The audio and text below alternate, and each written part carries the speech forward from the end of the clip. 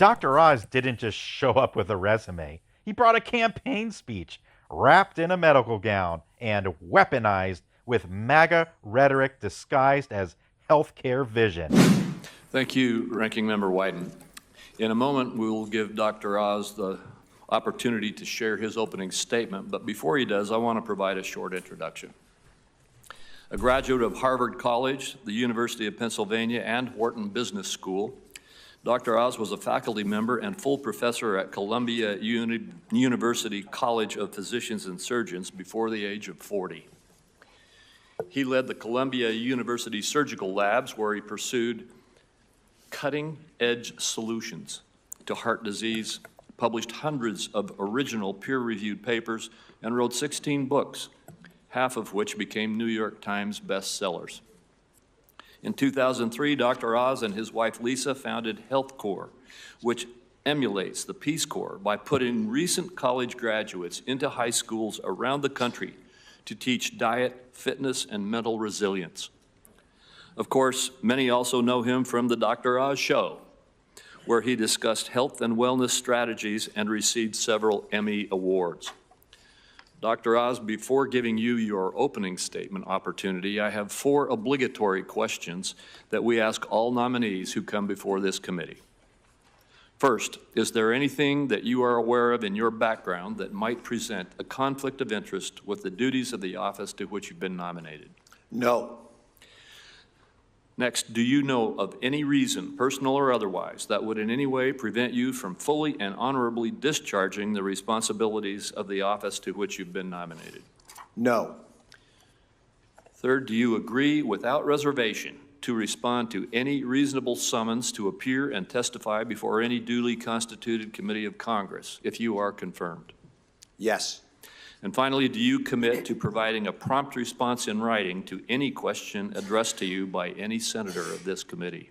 Yes. Thank you. And Dr. Oz, as you begin or before you begin, you are certainly welcome to introduce your family. The time Probably is might yours. recognize them. They're sitting behind me. This whole slew behind me is the family. One couldn't get here because of a baby at home, but my wife, Lisa, right there. I should point out, I married her in the wisest decision of my life 40 years ago. And if I can just come close to being that insightful when I'm administering Medicare, if confirmed by this committee, then I think at least begin to battle some of the challenges we will face. Thank you. Please proceed. Chairman Crapo, Ranking Member Wyden, thank you very much for inviting me to appear in front of this committee today. I've met with everybody on this committee at one point or another, and I'm hoping some of those conversations will inform the committee hearing. I want to thank President Trump for his passionate desire to make America healthy again and for nominating me to support that vision. I want to thank Secretary Kennedy for having the confidence in my capacity to make a meaningful and measurable difference in the health and well-being of the American people.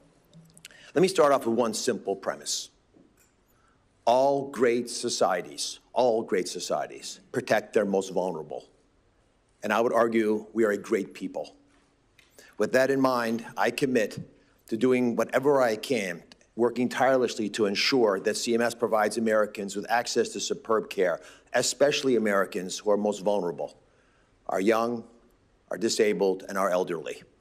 For me, this commitment has been a lifelong passion. My physician father, when he came here, when he immigrated, saw America as a beacon of hope, a land of opportunity where everyone's decisions mattered. That imbued in me a confidence that I mattered, that I had agency. For example, I was a student athlete at Harvard, Senator Wyden, like you. That was the original Make America Healthy Again concept, that you just would work hard, play hard, eat well, and watch your body thrive. But because of my experience in college, I was surprised when I matriculated at the University of Pennsylvania in medical school that there was no nutrition class. So because I thought I had agency, I ran for school president, I won, and I created that class. I became, as well, a student at the Wharton Business School, and while there, I learned the skills necessary to manage large organizations like at CMS, where we have nearly 7,000 folks, hardworking career civil servants, and 40,000 outside contractors involved with the delivery of our services. Next, I began my career at Columbia University. And for those of you who don't know where Columbia the medical school is, it's in uptown Manhattan in an area called Spanish Harlem. At the time I was training, it was the murder capital of the world, an area heavily populated by Medicaid patients. And I saw firsthand how our services, our healthcare system, underserved these communities. So I went to work. I began developing high-tech solutions, life-saving medical breakthroughs, ranging from mechanical hearts to the mitral clip, which is a small device you can put into the heart without stopping the heart that fixes heart valves, and it saves lives. In one large study, 50% reduction in death at half the price. Those are the kinds of advances that I wanted to be involved in. But I also pushed for low-tech solutions, like getting my patients to use preventive strategies, healthier lifestyles in order to recover from the heart surgery that I was often performing on them. And then Lisa, my wife, and I started HealthCore, which is a teen foundation which has touched the lives of millions of Americans over the last 20 years. Senator Bennett working in schools, as we discussed in your office, tirelessly trying to get young, energetic kids to play a role.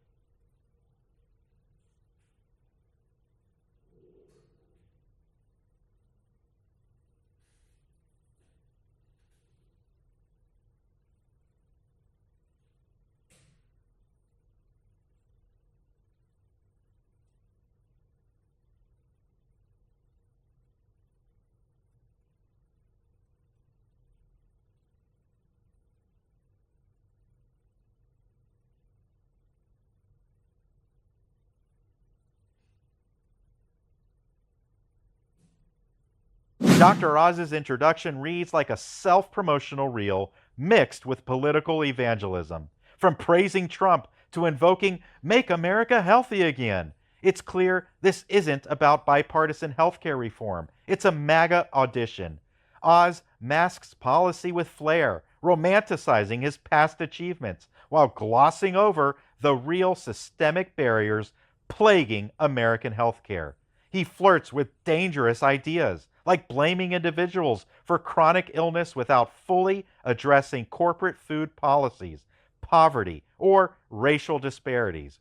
His framing of obesity as a national security issue is alarming, suggesting sick citizens are not just unhealthy, but liabilities. And let's not ignore his idolization of Trump, as if CMS needs a reality show star more than a seasoned policy expert.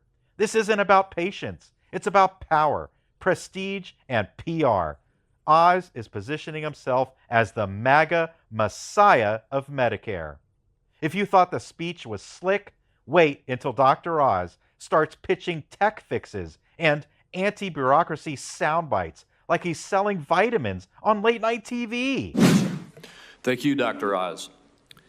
As I mentioned in my opening statement, your background and experiences bring a fresh perspective to the role of CMS administrator. As an accomplished physician, you have firsthand experience not only with the bureaucratic nature of federal government payment programs, but also the impact of chronic disease, as you've discussed in your statement. I'd be curious if you would just expand a little more on your vision for CMS and how you would integrate nutrition and lifestyle-based interventions into our healthcare system. Senator Grapo, when I walked into your office, you gave me an Idaho potato chip. You also gave me a large potato, but that's where those potato chips came from, and nothing else was added. If you look at the ingredient list, it was potato and a little bit of salt. You also had yogurt in your office, which was low-fat, flavored, and I would argue not as healthy. The average American has a difficult time making that choice. And we'll often incentivize products that aren't as healthy for the American people, which is confusing. One of the points that I mentioned at the end of my opening comment was that if we gave people in their hands tools, resources that are useful, not information, but tactics and support teams that could work with them to improve their well-being, many would take advantage of it. I pointed out obesity, which is 43%, and that's not overweight, that's obesity. Those folks want to lose weight. There are many reasons they don't, but part of the reason they don't is they don't have support teams built around them. They don't have lifestyles advice that they can implement into their life day in and day out. For anyone in this committee who was able to go running or exercising for 20 minutes yesterday, you probably did the equivalent of reducing $100 billion of expenses for Medicare and Medicaid just by being active. If Americans would do that every day, that's what we'd experience, but we haven't done that. One tactic that I believe will work quite effectively is if we can get real-time information from physicians and other health providers taking care of patients, and using that real-time information, give feedback to people who are worried about their well-being. That's when they're more likely to use that advice. That tool would allow them to both call an expert if they needed that resource. We'd provide them tools to do that. We'd reimburse some of the healthy lifestyles that would be generated by these interactions, and we'd make them an active participant in their well-being. I think that dramatically changes the power dynamic. It makes the American people feel like they actually can be the world experts on their well-being. Thank you. I very strongly agree with your focus in these comments on lifestyle-based interventions that can actually help people help themselves to get much more healthy. And I'm also interested in how you might reform our payment programs to become more efficient to serve both patient lives and to save both patient lives and taxpayer dollars. So when I sat with Senator Wyden last night, he asked about a similar issue, which is pre-authorization. We spent about 12% of the CMS budget on bureaucratic processes, the administration of the program. And most of that money is taken by middlemen in ways that I don't think need to be true in the long term. I believe we have the power right now with technology that didn't exist even 3 or 4 years ago to automate a lot of these processes, and pre-authorization is a good example. There are about 15,000 procedures that go through pre-authorization. Insurance companies in aggregate probably have 5,000 they'll list, but they only have to have about 1,000 in order to truly make a difference and make sure that the right procedures are done in the right way. We should be able to create an experience for physicians and patients so that we know almost immediately if what they're going through is requiring a pre-authorization, and if it does, what do they actually do to qualify for it? That could be instantaneous. By doing this rapidly, we cut out several percent of administrative costs, deal with the intense frustration the American people have with pre-authorization, which was raised by many members of this committee, and we actually improve the care of people without costing or taking money out of the system. Those are the kinds of advances I believe we can champion. Thank you. That concludes my questioning. Oz's Q&A performance doubles down on style over substance. He offers Instagrammable answers, charming, smooth, but hollow, using potato chips and yogurt to represent America's food policy crisis? That's not strategy, that's shtick. His suggestion that running 20 minutes equals saving Medicare billions is absurd. Health isn't that transactional, and most Americans don't live in neighborhoods safe or equipped for regular exercise. His call to automate bureaucracy sounds lovely, but he conveniently omits how privatized middlemen got embedded in CMS to begin with. Hint, policies his party championed. The idea of AI-powered pre-authorization may sound efficient, but where's the regulation? Where's the protection from discrimination, error, or abuse? As usual, Oz sells optimism while ignoring the hard infrastructure needed to support it. This isn't reform, it's deflection. He wants applause, not accountability. And the GOP's embrace of this kind of theatrics only confirms how unserious they are about fixing real people's problems. Dr. Oz's testimony represents everything wrong with the modern GOP approach to healthcare. Branding over blueprint, charisma over competence, and ideological fluff over measurable reform. He speaks the language of Silicon Valley optimism, but sidesteps the deep-rooted inequality, underfunding, and systemic exploitation that plague American healthcare. His obsession with lifestyle and choice places blame on the sick instead of challenging the industries profiting from their illness. While preaching transparency, he remains opaque on enforcement, oversight, and equity. And let's not forget, he's Trump's pick. That alone should set off alarm bells. This isn't just about CMS. It's about injecting MAGA theatrics into the heart of public health. A real reformer would offer bipartisan solutions rooted in public need, not party loyalty or brand expansion. Dr. Oz, he offered a TED Talk in scrubs. Americans deserve leaders who treat healthcare like a human right, not a product pitch. If confirmed, expect flash, but don't expect reform. He's playing the long game for political power, not patient protection. Subscribe now to Malcolm Viren Hearing. We expose the circus behind the curtain because truth shouldn't need a ratings boost to matter. Don't miss what they hope you'll ignore.